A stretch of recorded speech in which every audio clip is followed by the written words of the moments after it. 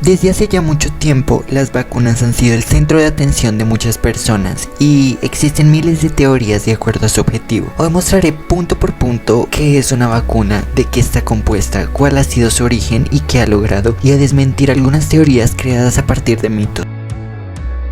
Bueno, primero, ¿qué es? Una vacuna es un medicamento biológico constituido a partir de microorganismos, bien sean bacterias o virus, que están muertos o atenuados. Inclusive se utilizan derivados de los mismos. Su función principal es generar al organismo inmunidad frente a una determinada enfermedad. Al introducir el virus o bacteria muerto o atenuado en el organismo, el sistema inmune atacará a la enfermedad generando anticuerpos, los cuales a su vez se quedan por siempre protegiendo el cuerpo en algunos casos, de tal forma que si las personas se llegan a enfermar con el virus o bacteria real, el cuerpo ya sabrá cómo atacarlo, por lo tanto tendrá inmunidad a la enfermedad.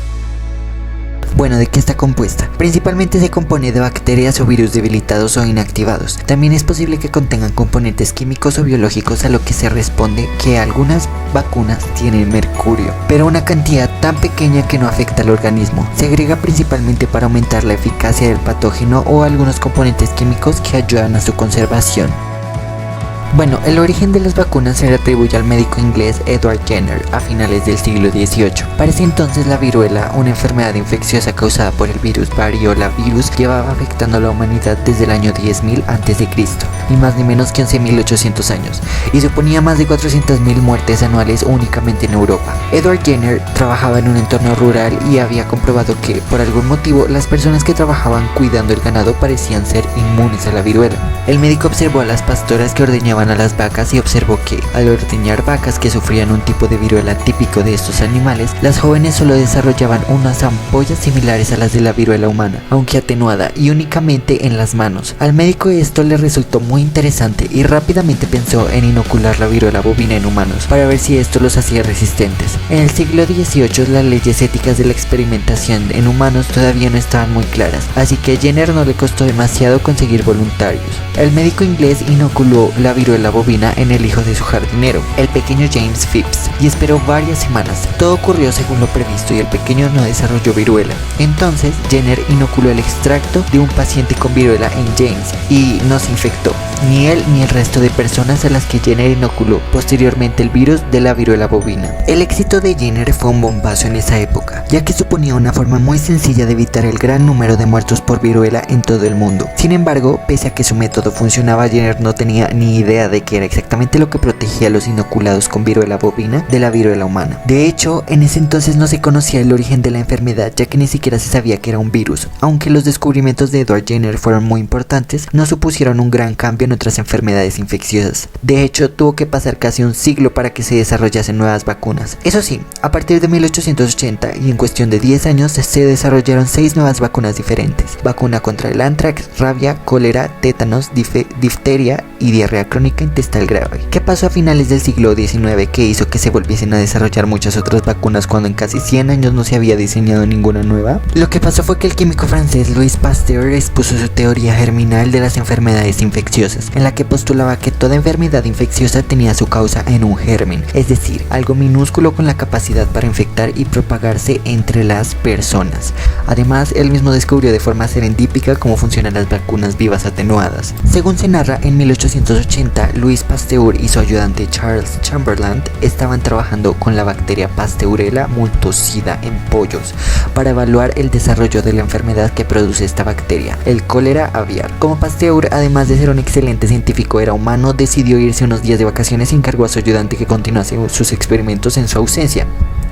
Chamberlain, que por ese entonces era un chico de 29 años, olvidó inocular a los pollos, y cuando Pasteur volvió, el cultivo bacteriano que iba a ser inoculado se encontraba vivo, pero muy debilitado. Chamberlain inoculó más tarde de lo previsto a los pollos y, para su sorpresa, estos no murieron. Pasteur, que conocía los experimentos de Jenner, inoculó entonces a los pollos supervivientes con una nueva cepa de la bacteria, y al igual que los pacientes del médico inglés, los pollos no sufrieron ningún síntoma. Louis Pasteur también desarrolló una vacuna para la rabia y el anthrax, Novavax y participó en la popularización de las mismas, asignándoles el nombre de vacuna. El origen, según Pasteur, viene de la palabra latina vaca, que significa vaca, en homenaje a los experimentos de Edward Jenner con la inoculación de la viruela bovina, también conocida como viruela vacuna. Hasta el momento, las vacunas han logrado erradicar casi del todo o por completo a enfermedades como la difteria, tétanos, tosferina, poliomielitis, sarampión, rubeola, parotiditis, varicela y el virus del papiloma humano. Es precisamente gracias a las vacunaciones sistemáticas de los niños y adolescentes que muchas enfermedades que antes eran habituales como el sarampión, la rubeola o la poliomielitis prácticamente han sido erradicadas con una reducción de su incidencia en 2 décadas de prácticamente el 90%.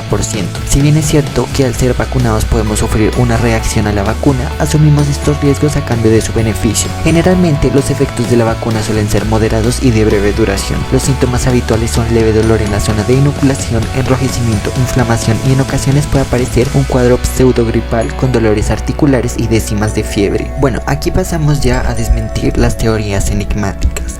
Y es que desde el origen de las vacunas se han creado diversas teorías enigmáticas, por lo que ahora desmentiré cada una de estas. 1. Las vacunas han sido diseñadas para modificar el genoma humano. Esta teoría surge de una publicación en Facebook asegurando que hay una nueva generación de vacunas genéticas lista para ser inoculada en la población mundial. La publicación dice además que la nueva generación de vacunas genéticas inyectará genes sintéticos, moléculas de ADN artificiales que modificarán la estructura del ADN de nuestros cuerpos, con las consecuencias imprevisibles a lo largo que ello conlleva. Y asevera por último que la empresa de ingeniería científica Grefex, financiada por el Departamento de Salud de los Estados Unidos, ya tiene lista su vacuna genética experimental contra el coronavirus. Colombia Check califica la información como cuestionable porque la comunidad científica realiza estudios para conocer los efectos reales de este tipo de vacunas en el ser humano. Sergio Pulido, que es un doctor en microbiología molecular de la Universidad de Graz, Austria, e investigador asociado del Programa de Estudio y Control de Enfermedades Tropicales PESET de la Universidad de Antioquia, le dijo a Colombia Check que se trabaja de vacunas genéticas hace más de 20 años y que por ahora se han probado en animales y en humanos. No se han comercializado porque faltan pruebas para saber precisamente cuáles son los efectos en el ADN y por ende calificó de irresponsable asegurar que estas vacunas modificarán para bien o para mal el ADN. Una vacuna de ADN es meter material genético que finalmente va a modificar tu propio ADN. Agregó que estas vacunas ya tienen un nivel de aceptación en el mundo clínico y se están perfilando como los medicamentos del futuro. Hay un tabú alrededor de esto porque la gente le tiene miedo al asunto a raíz de las películas y la ciencia ficción misma se ha encargado de mostrar la modificación del ADN como un demonio. Pero no hay que tenerle miedo, es una de las opciones que tenemos para llegar a curas de enfermedades que hasta el momento ha sido imposible curar y de tratar por cualquier otro medio.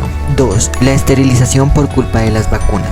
Esta teoría fue una de las más enigmáticas que pude encontrar. Surge más por el hecho de tratar de explicar un hipotético control poblacional en el cual dice que toda vacuna que contenga el componente denominado subunidad beta de la hormona gonadotropina coriónica humana agregado a determinadas proteínas antigénicas, ejemplo toxoide tetánico, genera en las mujeres anticuerpos antigonadotropamina coriónica humana, lo cual resulta en una esterilización forzosa mediante el mecanismo de inmunidad frente a embarazos futuros, publicado por los especialistas César Luis Trabatoni y Roxana Bruno. La respuesta del sistema de defensa propio cuando ingresa, por ejemplo, determinada proteína externa al organismo llamado antígeno es captada por células que la digieren, células presentadoras de antígenos, y las presenta a los linfocitos mediante el complejo principal de histocompatibilidad de clase 2, y estos son los responsables de desarrollar la respuesta inmune celular, células efectoras, células de memoria, etc. y respuesta humoral y generación de anticuerpos. En la medida que la exposición al mismo se repite, la respuesta inmune se consolida y se hace más específica y se generan células de memoria para toda la vida. Avanzando sobre los compuestos de la vacuna en cuestión, y en primer lugar sabemos que la gonadotropina coriónica humana es una hormona producida por la placenta temprana y por lo tanto solamente existe en la mujer embarazada. Por esto se utiliza para diagnosticar tempranamente el embarazo en los test de venta público en farmacias o en los laboratorios de análisis clínicos. Está presente durante todo el embarazo y es ajena al cuerpo de la mujer,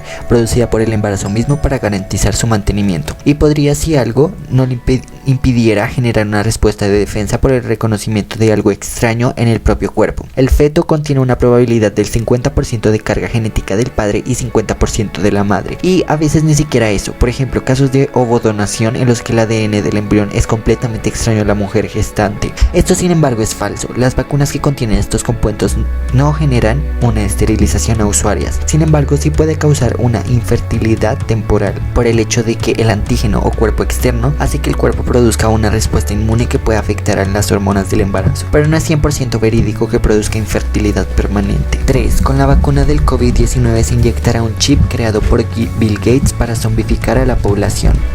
Medios y pastores cristianos defienden esta hipótesis que combinan argumentos falsos e inconexos. Desde hace unas semanas circula en redes sociales una hipótesis según la cual existe una relación entre las investigaciones para la vacuna contra el COVID-19 y la futura implantación de un microchip supuestamente creado por el multimillonario Bill Gates para vigilar a la población con base en esta hipótesis. En las publicaciones se recomienda no acceder a la aplicación de la vacuna cuando esté lista, pero toda esta información es completamente falsa. Muchos usuarios, en su mayoría medios y pastores cristianos, han compartido esta hipótesis y han hecho publicaciones al respecto en cuentas argentinas, peruanas y colombianas. En el caso de nuestro país se viralizó un video de una conversación entre los pastores colombianos Miguel y María Paula Arrazola y el pastor de origen dominicano Rudy Gracia, en la que este último señala que detrás de todo esto, la pandemia de COVID-19, hay un grupo de élite a nivel global que está preparándose para poner una vacuna obligatoria y detrás de esa vacuna obligatoria para poner un chip que se llama ID 2020, hecho por el señor Bill Gates. Pero esta hipótesis se basa en una combinación de falsedades y de hechos verdaderos pero inconexos. Esta teoría conspirativa mezcla dos elementos diferentes: la financiación de vacunas de la Fundación Gates y las investigaciones que se llevan a cabo sobre identidad digital. Por una parte, es evidente tanto en el blog de Gates como en la página web de la Fundación Bill y Melinda Gates que estos multimillonarios han dedicado gran parte de sus inversiones filantrópicas a las vacunas y por supuesto están involucrados en el desarrollo de la vacuna contra el COVID-19, pero ninguna de estas investigaciones se relaciona con microchips implantados. El 30 de marzo el propio Gates escribió en su blog: para COVID-19 el desarrollo financiero no es un problema. Los gobiernos y otras organizaciones, incluida nuestra fundación, han dejado en claro que apoyarán todo lo que sea necesario para encontrar una vacuna. El sector privado, los gobiernos y nuestras fundaciones comenzarán a identificar instalaciones para fabricar diferentes vacunas potenciales. Por otra parte, aunque hay fondos de la Fundación Gates que se destinan a la investigación sobre identificación digital, nada tiene que ver con la implantación de microchips para violar la privacidad. Gavi, la Alianza de Vacunas, es una organización público-privada que se construyó gracias a los aportes de los Gates y que ha recibido su fundación más de $4.000 millones. Hoy día hace parte de los socios fundadores de las alianzas ID 2020, la supuesta creadora del microchip, que según su página web desde 2016 aboga por la protección de la privacidad para la identificación digital. Este propósito va en contravía del supuesto control y abuso de la privacidad que está difundiendo en redes sociales. De hecho, los requisitos centrales que ID 2020 exige para esa identificación digital son principalmente que sea privada, portátil, persistente y personal, y además la solución que la alianza propone, de acuerdo con la página web de Accenture, otro de los socios, consiste en una plataforma, de nuevo no un microchip, de servicios de identidad que permite acceder y compartir información sin la preocupación de usar o perder la documentación en papel, y que aprovecha un sistema biométrico que puede gestionar huellas digitales, escaneos de iris y otros datos. En conclusión, la vacuna financiada por la Fundación Gates y su programa de reconocimiento digital no tienen nada que ver una entre otra, por lo que la información que circula en redes sociales es falsa.